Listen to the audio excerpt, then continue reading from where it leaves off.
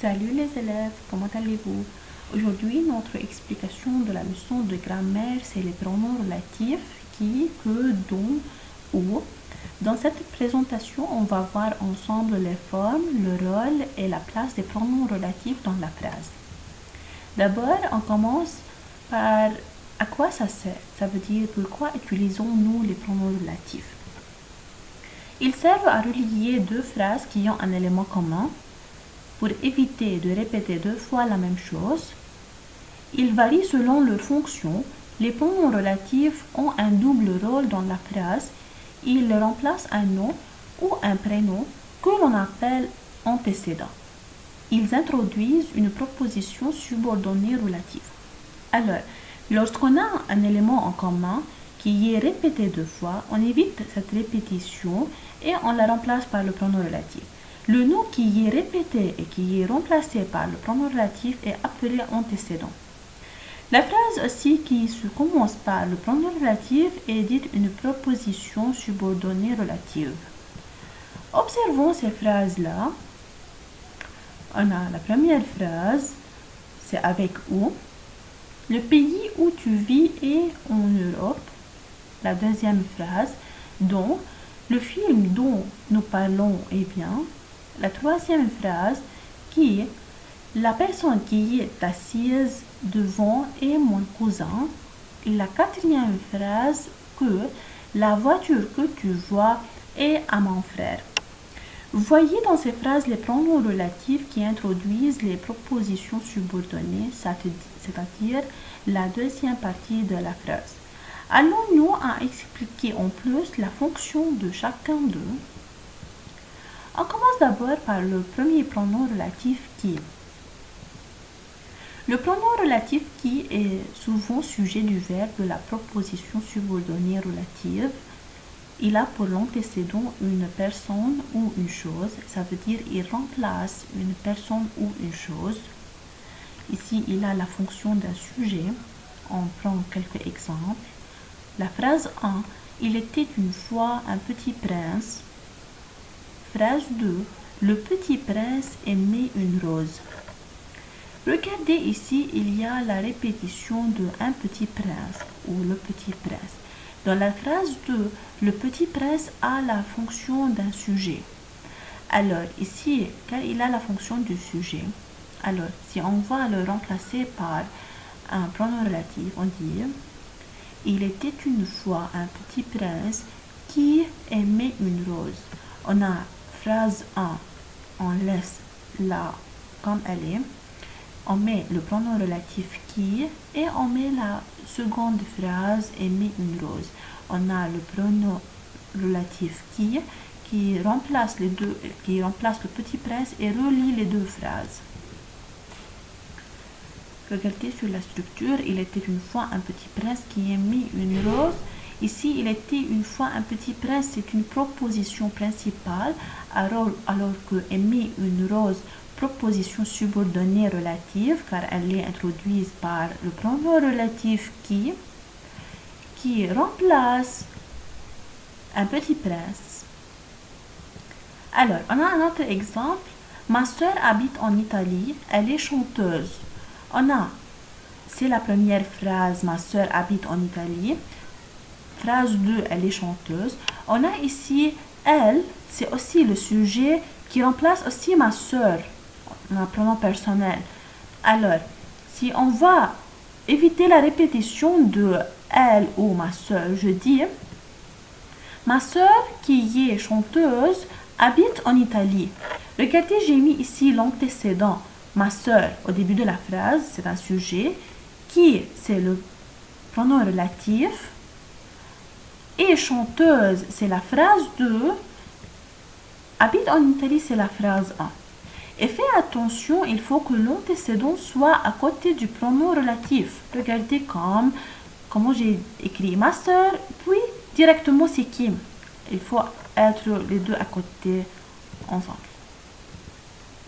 Maintenant, on va voir la structure de la phrase dans ce cas. On a phrase 1 plus antécédent plus qui plus phrase 2. Comme la phrase précédente, il était une fois un petit prince qui aimait une rose. La deuxième structure peut être comme antécédent plus qui plus phrase 2 plus phrase 1. Comme la phrase précédente, ma sœur qui est chanteuse habite en Italie. Alors, on a deux structures de phrases. Maintenant, on passe pour le deuxième pronom relatif, c'est que. Le pronom relatif que est souvent COD, complément d'objet direct. Il a pour l'antécédent une personne ou une chose. Alors, comme on a vu le pronom relatif qui, c'est une fonction d'un sujet, ici que a la fonction d'un COD. On a des exemples. La phrase 1, la feuille est sur ma table. Phrase 2, Céline lit cette feuille. Ici, on pose la question, Céline lit quoi? On a cette feuille, c'est un COD. Alors, on a la répétition de la feuille deux fois dans les deux phrases. Alors, si je veux éviter cette répétition, je dis la feuille que Céline lit est sur ma table. Ici, parce que dans la première phrase, la feuille est au début de la phrase, c'est un sujet, alors je la laisse au début de la phrase. Je mets le pronom relatif que à côté de son antécédent, la feuille. J'écris la deuxième phrase, phrase 2, et je dis la phrase 1 est sur ma table. On prend un autre exemple aussi. On a phrase 1, j'adore cette maison. Phrase 2, nous avons acheté cette maison hier. Regardez, j'adore quoi et nous avons acheté quoi. Ici, on a un COD. Alors, on a la répétition de COD, cette maison. Alors, si je veux enlever cette maison, je dis, j'adore cette maison que nous avons achetée hier. Ici, la phrase 1, antécédent cette maison, que le pronom relatif qui remplace cette maison et nous avons acheté hier. Fais attention que le pronom relatif que a la fonction de COD, ça veut dire il a la fonction comme le pronom personnel COD. Lorsqu'on le met dans la phrase, il faut faire l'accord du pronom du participe passé avec le COD.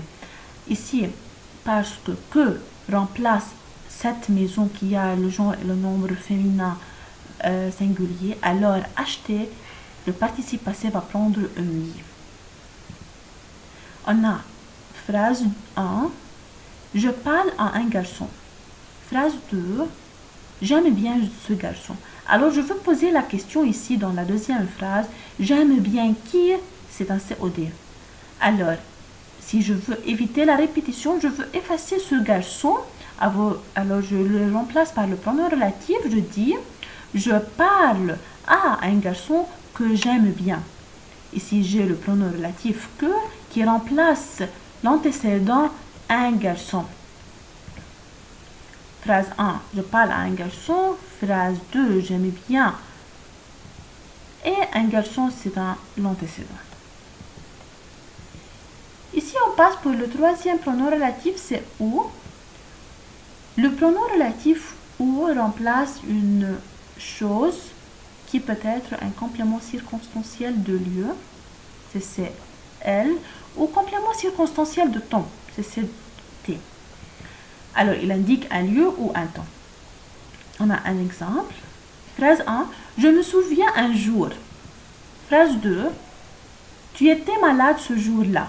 Alors, si je veux poser la question, tu étais malade quand ce jour-là, c'est un complément circonstanciel de temps. Alors, il y a une répétition de ce jour. Alors, je veux effacer l'un d'eux pour le remplacer par un pronom relatif.